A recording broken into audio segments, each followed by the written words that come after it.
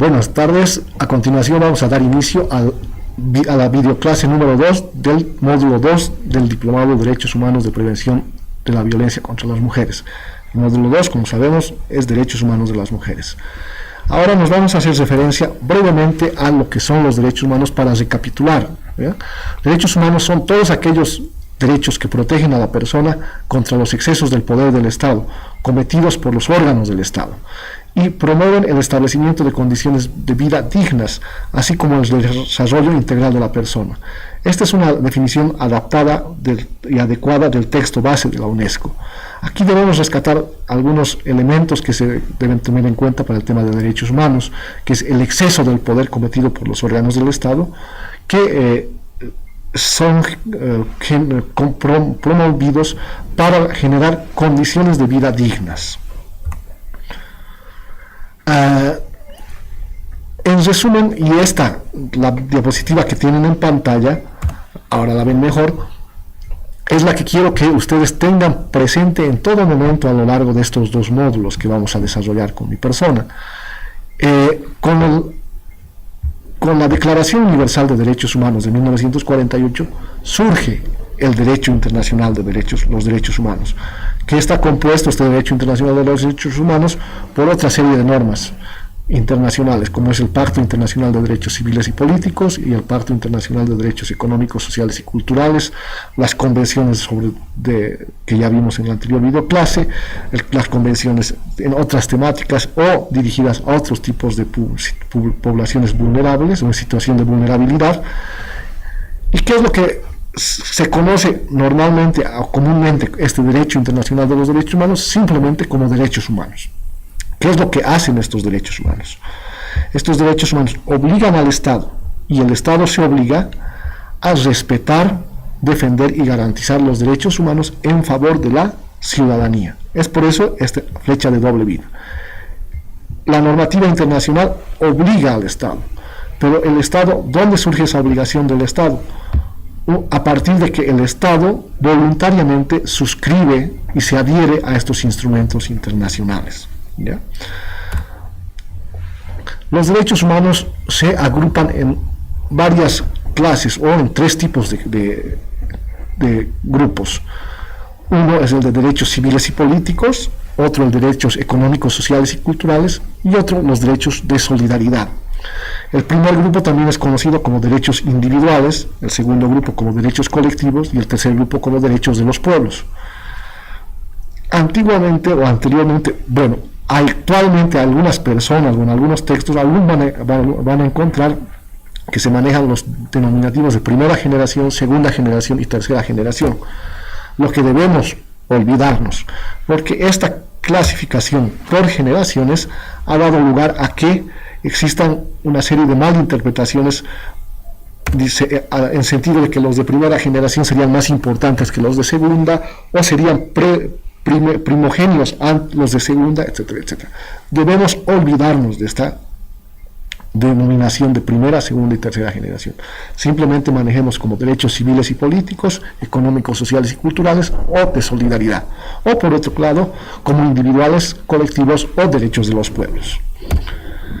La vulneración de derechos humanos se produce cuando una ley, política o práctica infringe deliberadamente obligaciones que corresponden al Estado, o este no alcanza el nivel de conducta o de resultado que se requiere. También existen vulneraciones de derechos cuando un Estado retira o elimina la protección existente de derechos humanos. La vulneración de derechos humanos se produce por comisión y también por omisión, por hacer o por no hacer, por hacer lo que no está permitido o por no hacer lo que sí debe hacer, lo que tiene la obligación de realizar.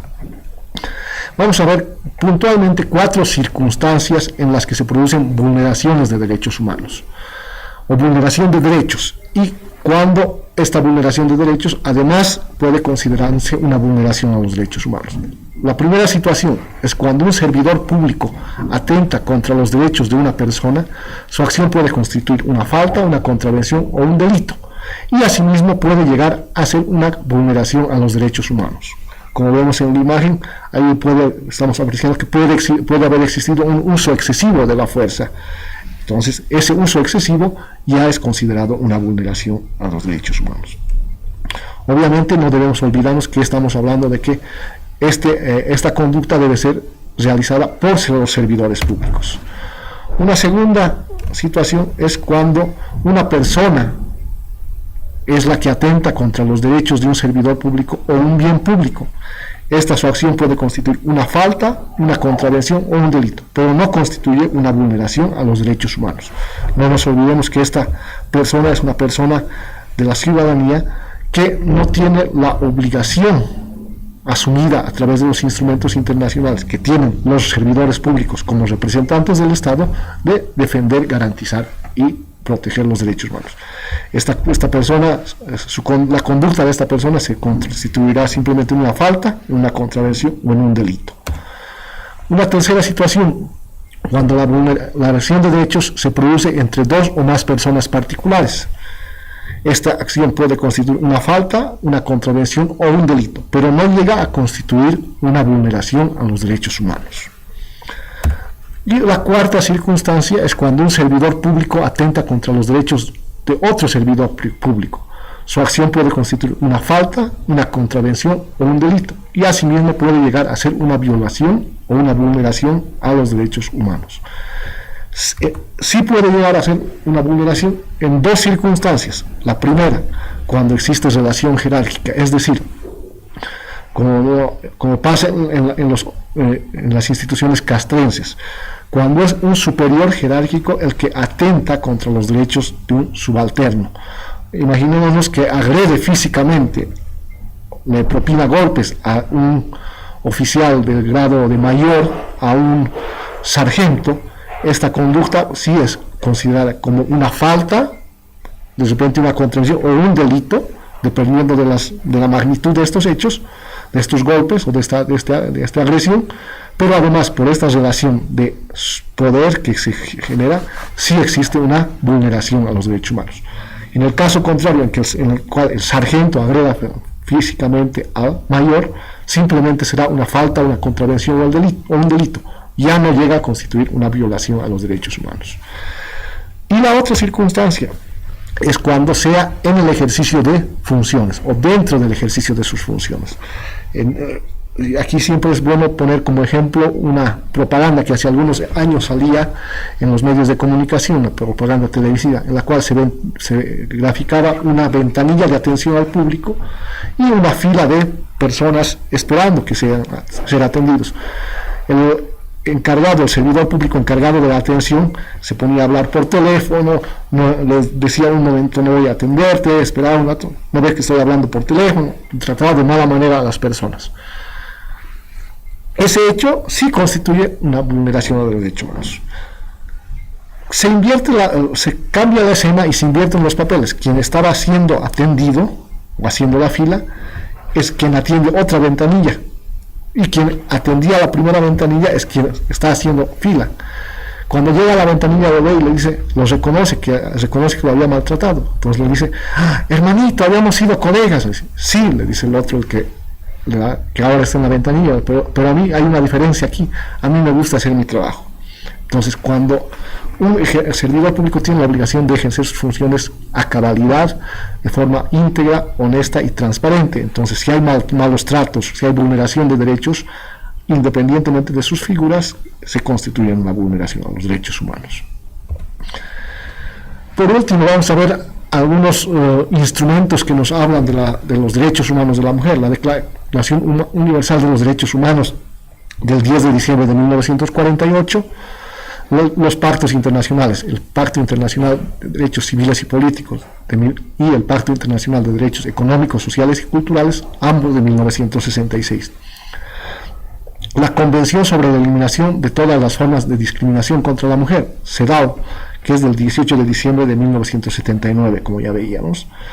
La Convención Interamericana para Prevenir y Sancionar y Erradicar la Violencia contra la Mujer, conocida también como Convención Belén du Pará, del 9 de julio de 1994, y la Declaración y Plataforma de Acción de Beijing, que fueron aprobadas en septiembre de 1995.